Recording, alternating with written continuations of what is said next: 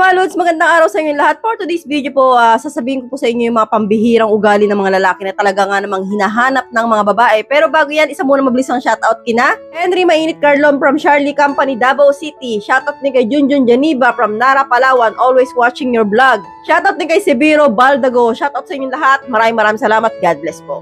Alam nyo, Lods, meron talagang maugali ng mga lalaki na talaga nga namang gustong-gusto o hinahanap ng babae sa isang lalaki. So, proceed na po tayo agad sa number 1. Malambot ang puso. No, alam nyo, Lods, no, karamihan po sa inyo mga lalaki, hindi ko nilalahat, no. Medyo matigas talaga yung puso ninyo, may pusong bato kayo, no. Lalo-lalo na kung kayo ay galit, mainit ang ulo, no. Kadalasan nakukuha ninyo na tiisin ng isang babae o hindi kibuin ng matagal, no? Medyo maego po kayo mga lalaki, no? Pero hindi naman lahat. So, yan po talaga yung kadalasan nakatangian ng mga lalaki. Medyo maego, ma-pride. So, ang mindset niyo, bahala kayo sa buhay ninyo. Kung ayaw nyo, wag nyo, no? So, kadalasan po, ganyan ng mga lalaki kapag ka nagagalit, eh, hindi rin kumikibo, no? Pinapahaba yung away, no? Alam nyo, Balods, laki na inisan po ng babae yan na mataas ang ego ng isang lalaki, no? Ayaw na ayaw po talaga namin yan. Kahit ako, ayoko talaga, no?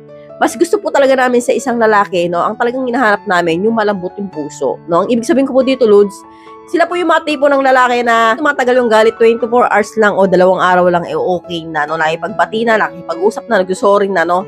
Bibihira po sa lalaki, Lods, yung ganon na kahit alam nila na mali yung partner nila, eh sila yung nagsusorry, no. Sila yung una nakikipag-usap, no. Kung ganyan ang ugali mo, kinababaliwan po ng mga babae yan, no. Yan po yung mga tipo ng lalaki na talaga nga namang hinahabol ng babae. Kasi po, Lods, kami mga babae, kahit na po kami ay galit, no, minsan may mga babae na 1 week, 2 weeks, 1 month, galit pa rin, no. Pero, Lods, no, ang gusto po talaga namin sa lalaki, yung paut-ulit kami sinusuyo, paut-ulit kami kinakausap or nagsusorry sa amin, no. Pakipot lang po ang babae, Lods, no. Ganun po talaga ang babae, no. Nasa ano na po namin yan. Nasa pagkatao na po namin yan. So, kaya kailangan, Lods, no, yung mga lalaki mahaba talaga pasensya ninyo, no. Kung mahal niyo naman po yung babae, why not, 'di ba? Pero kung hindi niyo mahal, di bahala siya sa buhay niya, no? Ganun lang po 'yun. So, yan po yung hinahanap ng isang babae sa lalaki, Lods, yung talagang malambot yung puso, no? Yung hindi marunong magalit, kung magalit man eh mabilis lang mawala, no? Proceed na po tayo agad sa number 2. Lalaking magaling mag-comfort sa babae, no? Ito pa talaga, Lods, yung isa rin kinababaliwan ng mga babae sa lalaki. Yung lalaking, alam niyo yung Lods, na kapag malungkot ang babae o may problema, magaling mag-comfort, no? Yung mga lalaki, Lods, na nagiging madaldal kapag may problema yung partner nila, no? Kasi alam ko, Lods, karamihan sa inyo mga lalaki, medyo matipid talaga ay magsalita, no? Bibihira po sa lalaki yung madaldal. Ngayon, kung nasa sitwasyon mo jowa mo na malungkot o meron siya mga problema, no? Then ikaw, no, dito po kailangan pumasok na kailangan maging madaldal and then magbigay ka ng opinion no, kung ano dapat niyang gawin, no?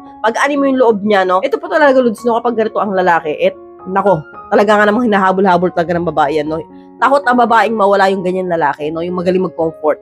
Kasi po, bibihira po sa lalaki yan, no? Yung kalibing ko ngayon, ganyan eh. Hindi marunong mag-comfort yun, no? Kapag kagalit ako, galit din yun, no? Hindi niya ako kikibuin. So, magiging sweet lang yun pag gustong bumembang. Di ba, kadalasan ganyan mga lalaki pagka mamamasin na pagka ilang araw hindi nakabembang. Oh, sino sa inyo yung ganyan? Karamihan sa inyo, ganyan, di ba? So, alam ko po yan. So, hindi nyo na matiis yung araw, kaya may pagbati kayo. So, bad po yung gano'ng kailangan. Kahit na wala kayong kailangan, eh, marunong kayo manuyo o mag-sorry sa isang babae. Hindi lang yung gusto yung bumembang. Tatawanan na naman kayo. Oh. So, yan nga po yung dalawang katangian na talaga nga namang hinahanap ng mga babae. I hope you learned something in this video. More videos to come. So, stay connected and see you again to my next video. God bless. Bye!